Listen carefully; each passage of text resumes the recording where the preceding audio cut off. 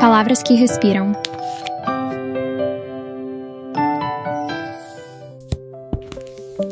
It ends with us. Colleen Hoover. É assim que acaba. Capítulo 9. E aí, gente, como vocês estão hoje? Peguem um café, uma manta, ou simplesmente encontrem aquele cantinho confortável de vocês, porque o capítulo 9 de É Assim que Acaba tem uma energia muito diferente de tudo que a gente vinha vivendo até agora. Acho muito bonito como o livro mostra que certas dores nunca desaparecem totalmente. A gente cresce e amadurece e segue em frente, mas algumas lembranças continuam tendo força suficiente para desmontar a gente mesmo anos depois. Depois de toda aquela pancada emocional do capítulo anterior, com o Atlas, a violência dentro da casa da Lily, o frio, a fome, o abandono e toda aquela sensação pesada de sobrevivência, eu achei que esse capítulo talvez fosse continuar naquele mesmo clima sufocante. Mas o livro faz outra coisa. Ele desacelera. Só que não de um jeito vazio. Ele desacelera emocionalmente. E isso, pra mim, acabou tornando tudo ainda mais íntimo. O capítulo 9 é praticamente um divisor de águas. Sabe aquele momento em que a teoria vira prática e a gente sente que não tem mais volta? É exatamente isso. Depois de tanta tensão acumulada, o universo decide dar um checkmate. Porque aqui a gente vê a Lily num estado muito vulnerável emocionalmente. Ela acabou de revisitar memórias extremamente dolorosas através dos diários, e dá pra sentir que ela ainda está completamente abalada por tudo que releu sobre o Atlas, sobre a mãe dela, sobre o passado inteiro. Então antes da gente entrar de verdade nesse capítulo, já deixa o seu like aqui no vídeo porque isso ajuda demais o canal a continuar crescendo e faz com que mais pessoas encontrem esse espaço onde a gente sente cada história juntos. E no final me conta tudo o que vocês acharam. Então, não esquece do like para ajudar o canal para fazer com que mais pessoas encontrem esse espaço onde a gente sente cada capítulo juntos. E se esse vídeo tocar você de alguma forma, deixa um emoji nos comentários no final. É a minha forma favorita de saber que você esteve aqui comigo. Agora sim, bora lá! Gente, antes de a gente mergulhar no que acontece agora, vamos dar um passo atrás e lembrar de onde viemos. No nosso último encontro, a gente viveu um dos capítulos mais densos até aqui. A gente entrou naquela garagem escura com a Lily adolescente e o Atlas, e sentiu o peso do abandono, do frio e daquela sobrevivência silenciosa. A gente viu o Atlas, mesmo com o mundo desabando, escolher a integridade, escolher não culpar o próximo pelas dores que a família causou a ele. E terminamos com a Lily no presente, observando o Riley ir trabalhar, dividida entre os avisos da Alyssa e aquela vontade incontrolável de acreditar que, com amor, as coisas podem florescer. E é engraçado como o capítulo 9 começa justamente tentando equilibrar esses dois mundos. A Lily está ali com o diário no peito, e as lágrimas começam a escorrer sem que ela perceba. Sabe aquela sensação de que o tempo passou, mas a dor guardada nas páginas continua viva pulsante? Ela se sente boba por chorar por algo de tanto tempo atrás, mas a verdade é que o passado nunca é passado enquanto a gente ainda sente o impacto dele na nossa pele. Ela sente uma vontade absurda de abraçar as pessoas daquela época, especialmente a mãe. Ela começa a enxergar a mãe não só como a mulher que falhou, mas como alguém que também carregava suas próprias cicatrizes antes do pai da Lily morrer. É um momento de perdão silencioso, de compreensão.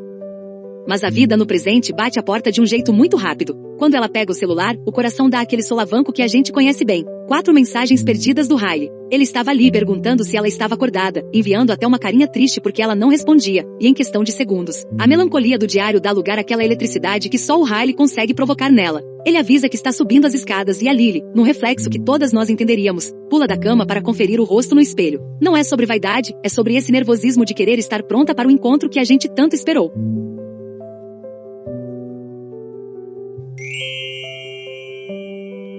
Horas de exaustão.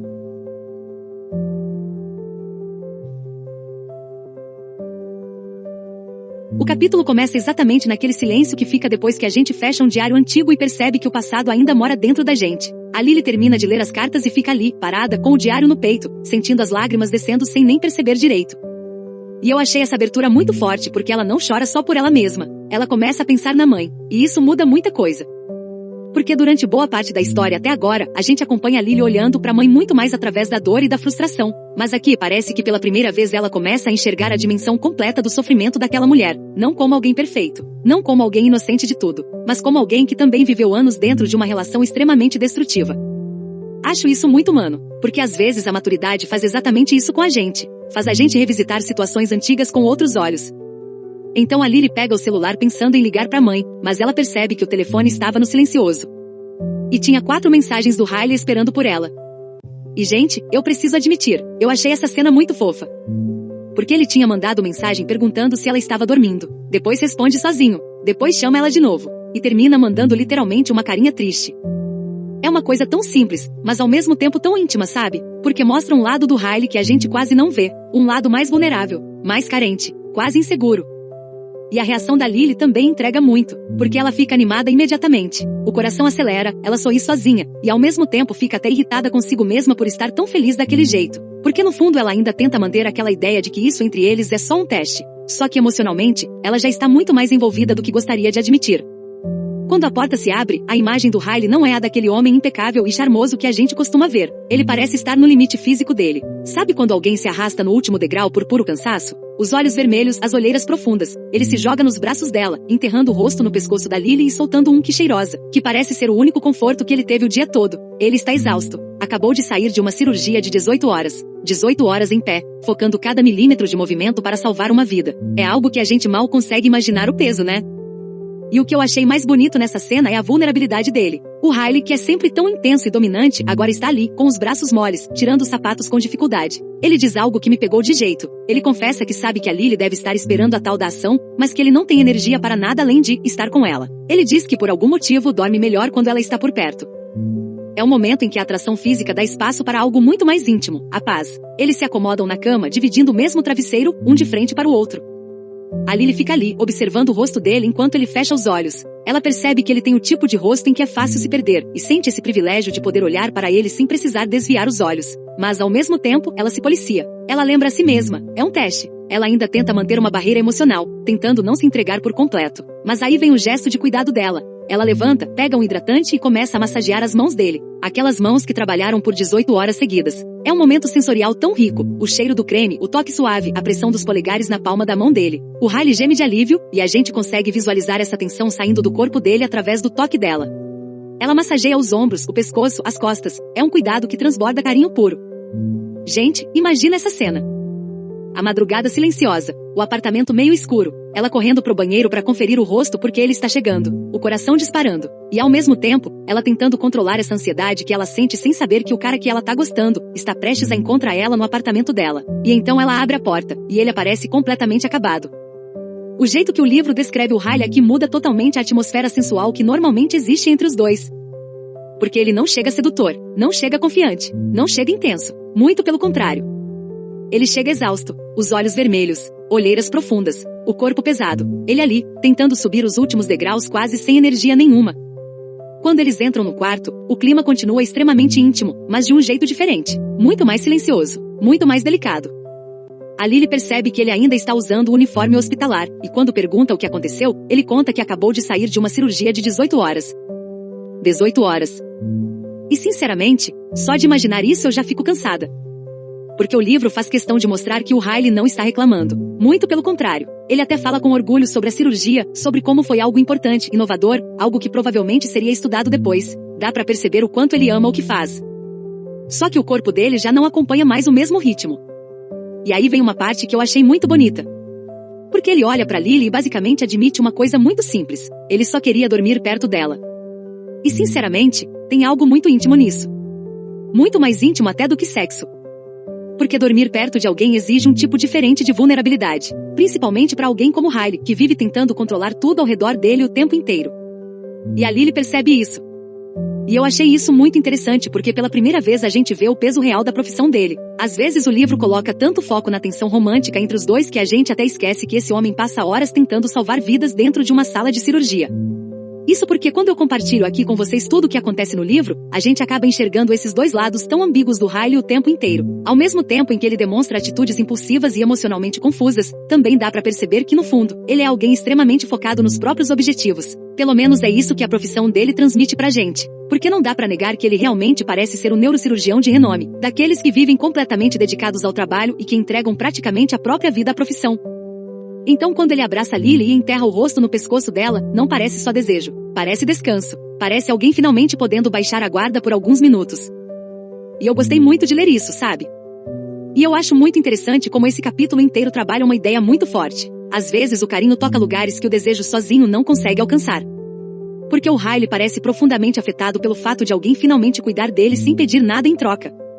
Eu falo isso porque é justamente aqui que a gente começa a enxergar essa vulnerabilidade que o Riley carrega, e isso faz com que ele pareça muito mais humano. Porque no fim das contas, independente dos nossos momentos de força, fé, luta ou glória, todos nós temos partes frágeis que tentamos esconder, e com ele não é diferente. O Riley também é uma pessoa de carne e osso, alguém que sente medo, insegurança e vulnerabilidade às vezes, e não apenas essa figura aparentemente fria, rígida e inabalável, como se fosse uma rocha sem sentimentos. E assim, depois de tudo que a gente leu sobre Atlas no capítulo anterior, essa ideia de cuidado que a Lily sempre tem com o próximo, pra mim ganha ainda mais peso dentro da história.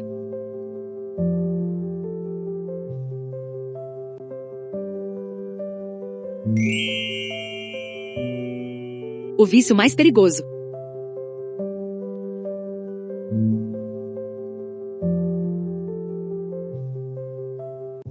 Só que o clima, que era só de cuidado e relaxamento, começa a mudar de temperatura. Enquanto a Lily massageia o couro cabeludo dele, o Riley abre os olhos e diz algo que atinge a Lily como um cobertor quente em uma noite fria. Acho que você pode ser a melhor coisa que já me aconteceu. Essas palavras desarmam qualquer defesa que ela ainda estivesse tentando manter. O beijo que começa como um selinho carinhoso se transforma. A ponta da língua, o calor da boca, a mão dele descendo pelo quadril dela. A exaustão dele parece ser substituída por uma energia renovada. Uma sede que só ela consegue saciar.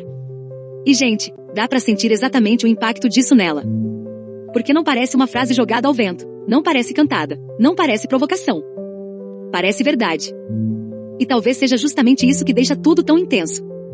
O beijo entre os dois começa devagar, muito diferente das outras vezes. Só que aos poucos aquilo vai crescendo, ficando mais quente, mais profundo, mais desesperado quase. Porque a cena íntima entre eles não parece apenas física, parece emocional. Parece dois personagens finalmente deixando de resistir um ao outro. E a Lily percebe isso completamente. Ela percebe o quanto ele conhece o próprio corpo, o quanto ele transmite segurança, o quanto ele parece confortável dentro do desejo dele, e isso acaba afetando ela num nível muito intenso também. Só que ao mesmo tempo, existe algo quase perigoso nessa conexão. Porque o livro deixa claro que eles estão começando a se envolver no nível emocional muito profundo, daquele tipo que mexe com racionalidade, limites e até identidade. E a Lily, ela decide que cansa de esperar. Ela diz com todas as letras o que quer. E o que acontece em seguida é uma explosão de tudo que estava represado desde aquele telhado em Boston. A narrativa nos mostra que para Lily, é como se fosse a primeira vez que um homem de verdade a tocasse. O Riley não é um garoto com mãos nervosas. Ele exala confiança, ele sabe exatamente o que está fazendo. É um interlúdio de suor, gemidos e uma intensidade que faz a cama bater contra a parede. Ele a possui com uma determinação que é quase selvagem, mas ao mesmo tempo carente.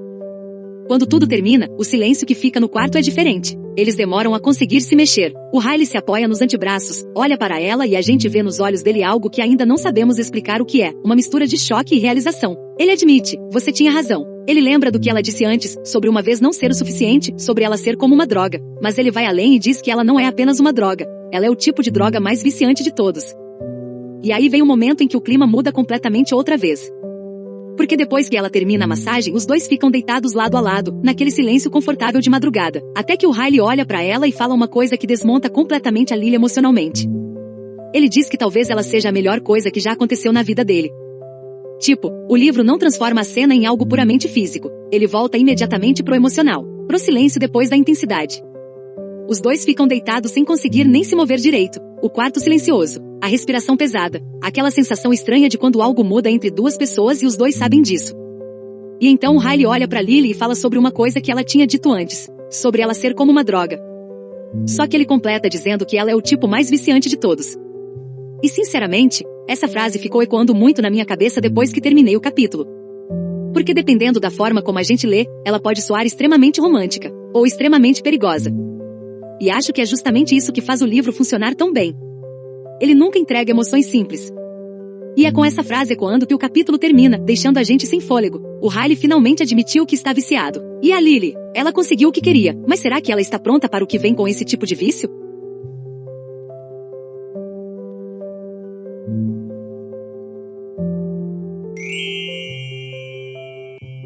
Reflexão.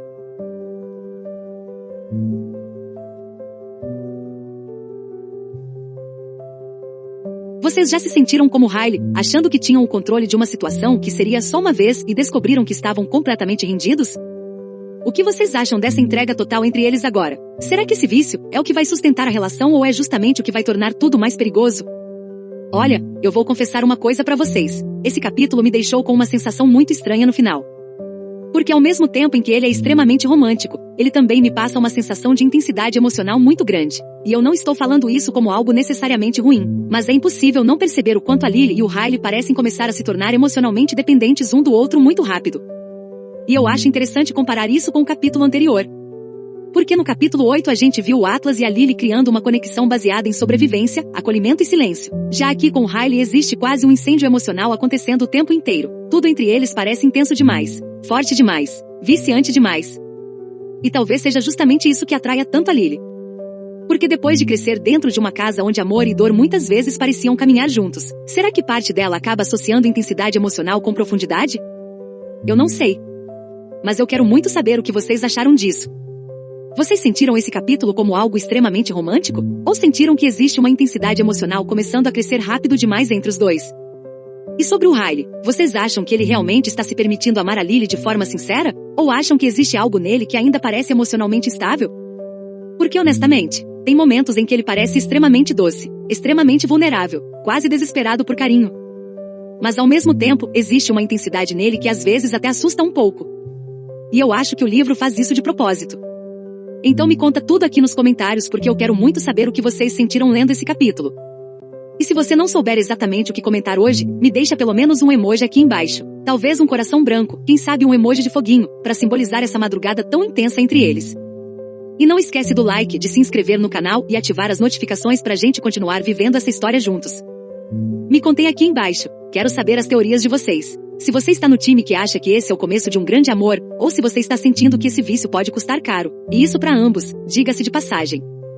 Compartilha também com aquela pessoa que você acha que precisa conhecer essa história. Compartilha com alguém que talvez ainda nunca tenha ouvido falar dela, mas que com certeza iria se apaixonar por tudo que ela faz a gente sentir. E quem sabe compartilha também com alguém que esteja passando, ou já tenha passado por algo parecido. Porque às vezes, aquilo que a gente encontra nos livros e nas histórias acaba refletindo muito da nossa própria vida, das nossas dores, dos nossos sentimentos e até das partes da gente que quase ninguém vê. Então eu conto com vocês, hein? Qualquer comentário, mesmo que seja só o seu emoji preferido, ajuda o nosso canal a continuar respirando essas histórias com vocês. Não esquece de se inscrever, caso ainda não for inscrito, porque o capítulo 10 promete trazer ainda mais camadas desse passado que insiste em bater na porta do presente. A gente se vê no próximo capítulo. É assim que acaba, um best-seller da escritora Colleen Hoover, muito queridinho e que até já teve sua versão para filme. Palavras que respiram, onde cada palavra ganha vida. Um refúgio para quem ama ouvir histórias com voz e coração. Já já eu volto.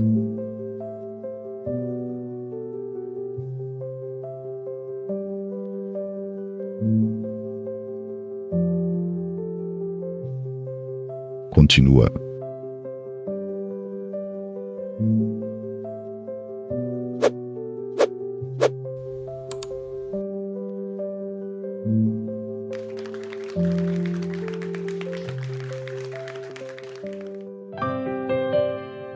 Palavras que respiram.